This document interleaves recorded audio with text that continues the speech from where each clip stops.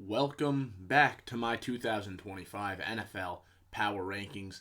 Today we're talking about one of the hotter takes on this list, the Patriots being outside of the bottom 10, right? Nearly in the top 20. A lot of people are a lot lower on this team, and I get it. There's a lot of valid concerns here. But there's also some stuff that I think is going to make up for those issues with this team. For example, the new head coach, Mike Vrabel. I have so much confidence that the Mike Vrabel era of Patriot football is going to look a lot better. It's going to look very nice. Josh McDaniels now being hired to be an offensive coordinator also gives me optimism. I know some people might not like that. I know some people are concerned that Josh McDaniels isn't this great offensive coordinator and that Brady made him. But I disagree. I think if you look at the post-Brady era, or at least the start of it, with Mac Jones, with the Cam Newton debacle in 2020, he kind of kept this offense afloat, and he deserves a lot more credit for what he did as an offensive coordinator post-Brady. And I think on this offensive unit, he could do a pretty good job. Now I know there are reasonable concerns with this team. The wide receiver core is weak. I understand that. The offensive line is something a lot of people are concerned about. And I'm not going to shoot those down entirely. Although I do think they're a little bit overblown. The thing that makes me so confident that this offense will be fine is the guy playing quarterback, Drake May. I know he's going into year 2, but I loved what I saw out of Drake May. He has everything that you want in terms of the physical tools. He has a rocket right arm. He can run well. He has a quick release. And then mentally, he's a really smart player, and he's able to operate this offense very well, or at least he showed that in year 1 in Van Pelt's offense. He did a very good job. And I trust that if Mac Jones could operate the Josh McDaniels offense well, I think that Drake May can do the same thing. Drake May seems to be a very smart player, and that showed last year on film. I don't see why it would be any different this year. Now, with all that said, it doesn't really matter if the wide receiver core and the offensive line is really bad. Drake May won't be able to perform in spite of that stuff. He's still a second-year player. He needs to have talent around him. But I think the receiver room and the offensive line got reasonably better.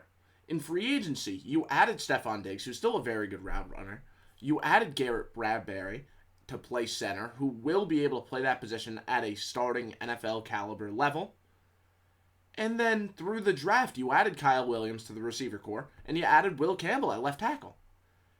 It's not a great offensive line. It's not a great wide receiver core. But it's serviceable enough for Drake May to be able to elevate this team. And that's a very real thing here. I don't think Drake May is just going to be some good quarterback. I think he is genuinely going to establish himself as one of those upper echelon guys. I truly do believe that. It also helps a lot.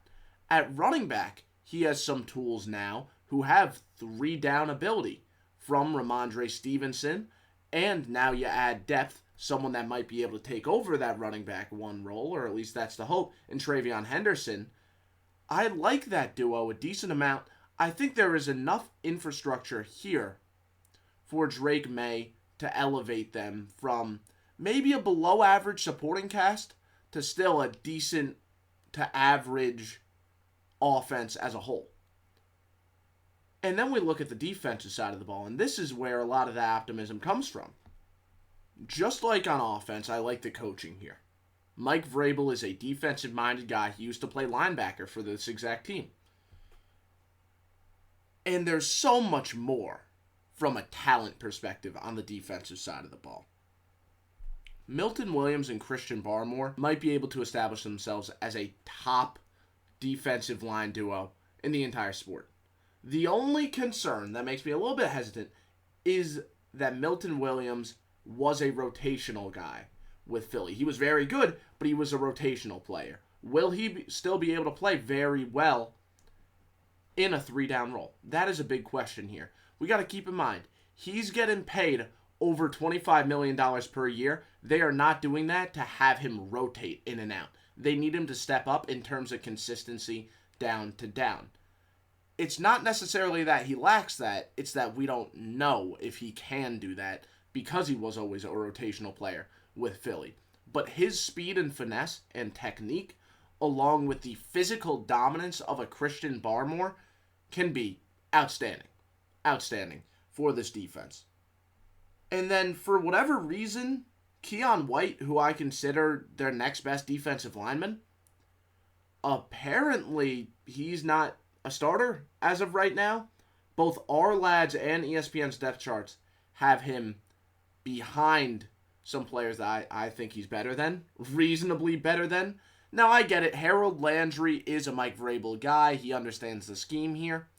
I understand that. But are we really putting Jennings over Keion White? That shocks me. White was an outstanding pass rusher last year, so having him behind those two, I just can't really get on board with it. Now, no matter who is up front, Vrabel and his scheme is really going to elevate the play of the front. He has a very nice mix of old school and new school. Old school in the sense that everyone is responsible for one gap. One gap, one gap. There's not really much two-gapping going on. Everyone has to make sure they just stuff that one specific gap, and that's how they fit the run. And that's fine, although it is an older school mentality. Now you see more guys trying to two-gap and all these different variables in terms of run fit. There's a lot of more unique ways to do it, but Vrabel plays it simple, and that's completely fine.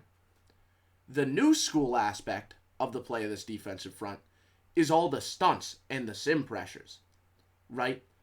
He wants to run a 3-4 base defense up front. And the good thing about that is that you, the majority of the time, have 5 guys on the line of scrimmage. You're not always going to rush 5 guys, and Mike Vrabel doesn't like to blitz too much. However, he still wants the offensive line to account for 5 people. And that's the great thing about these sim pressures that he's going to send. He's going to show blitz. He is going to have 5 guys on the line of scrimmage, and the offensive line and the running back are all going to be thinking, we have to make sure that we could pick up all 5 of these guys. And then they only send 4. And the opposing offense knows that they're only going to send 4, but you have no idea who specifically is going to get sent. That is how Vrabel likes to run this defense, and it works very well.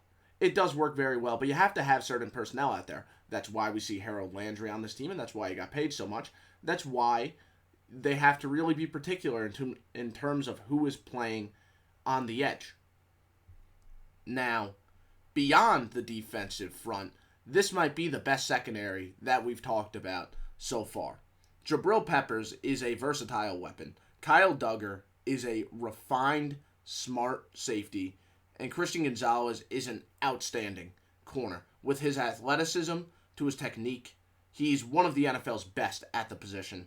And he is quite possibly the team's best player. Then, in the second level, we got Robert Spillane, who's going to tie this defense together. He's a very smart player, plays with a lot of grit. One of my favorite players in the league to watch.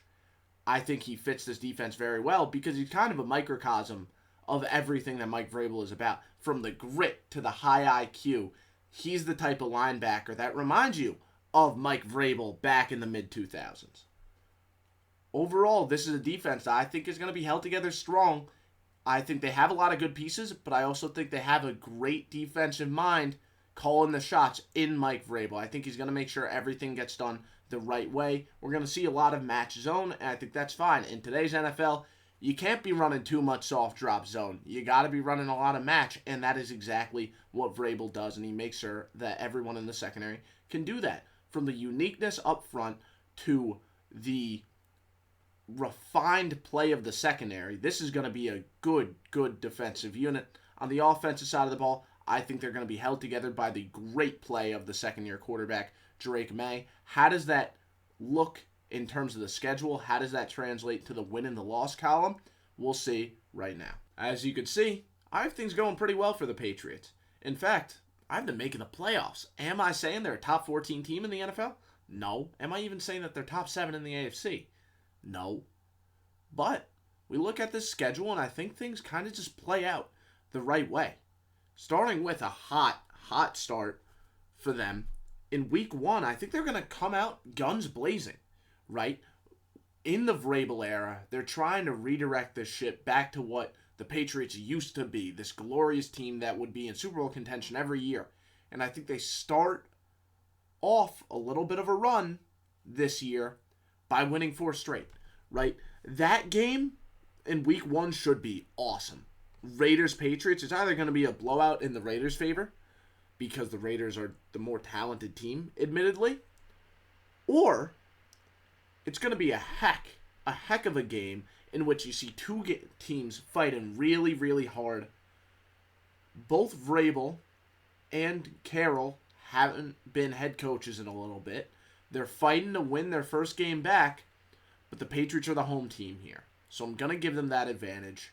I also think there's a little bit more of a learning curve for Geno Smith getting used to these receivers compared to Drake May, who's already used to the receivers he's working with, right? Both of these teams have new head coaches that are going to have them fight hard, but I think I'm going to take the home team in week one right here. Then week two, I don't think the Dolphins are overly good. I think the Dolphins are going to be very one-dimensional on the offensive side of the ball. They're going to have their short passing game, and they're going to run a lot of outside zone. If you could stop those two, though, they're just going to crumble apart. And I think Vrabel understands how to cook up a game plan that'll really limit them in that way. So I think the Patriots are going to go ahead and win that one.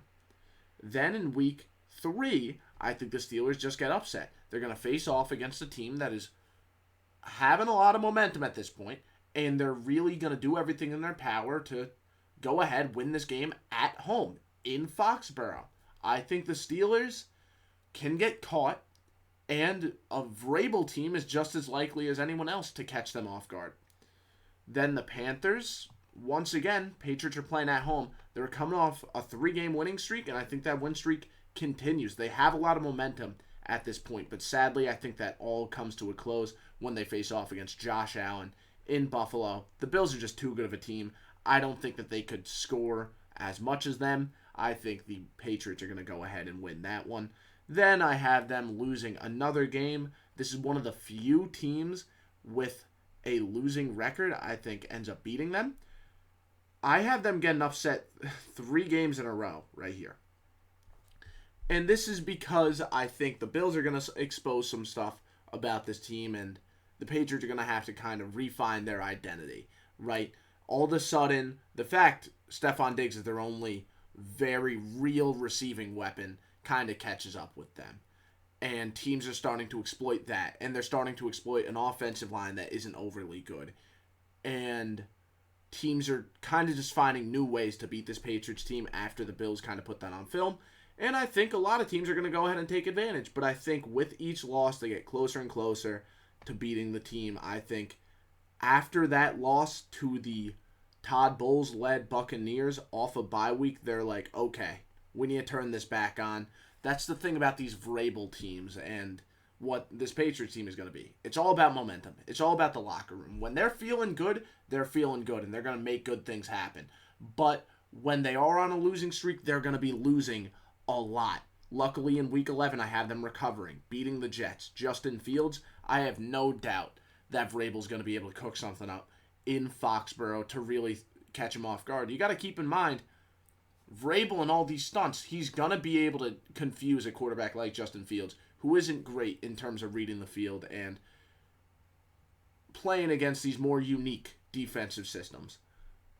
Week 12, I think this will be a nice one for Drake May, right? One where he's just going to have to take the game over.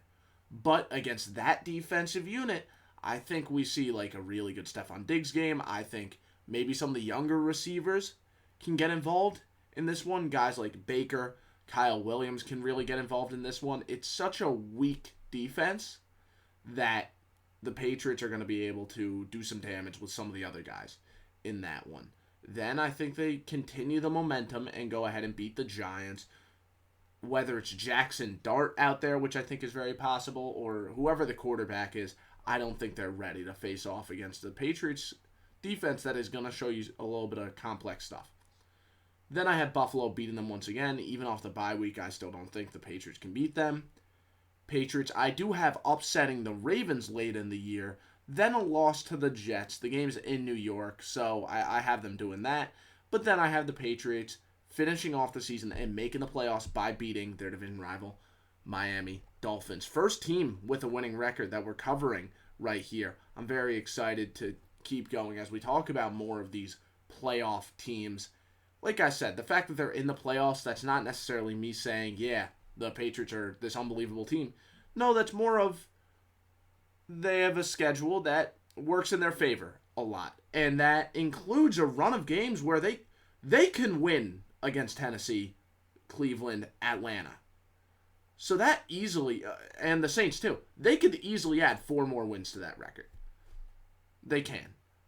But I do have them going through a little bit of a rough patch halfway through the season where they have to refine their identity, but I trust McDaniels will be able to recover. This is a team that could win a lot more games than they probably should, and that's because the schedule looks really, really good for them. I hope you all enjoyed, and I'll see you next time.